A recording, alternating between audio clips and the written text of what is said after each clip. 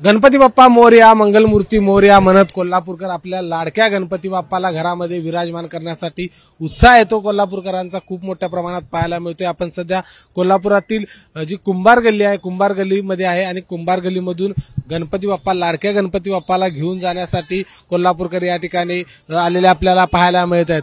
खरं तर पावसाची रिमझिम आहे ती या ठिकाणी आणि म्हणूनच जे कोल्हापूरकर आहेत ते तुरळक प्रमाणात का असेना पण या ठिकाणी येत आहेत आणि आपल्या लाडक्या गणपती बाप्पाला घेऊन जात आहेत।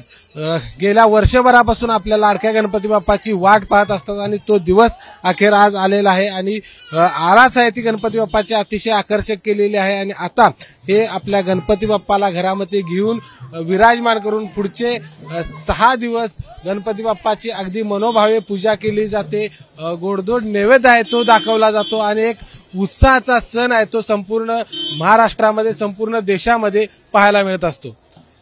कॅमेरामन निलेश शेवाळेसह विजय केसरकर, एबीपी माझा, कोल्हापूर। एबीपी माझा, उघडा डोळे बघा नीट।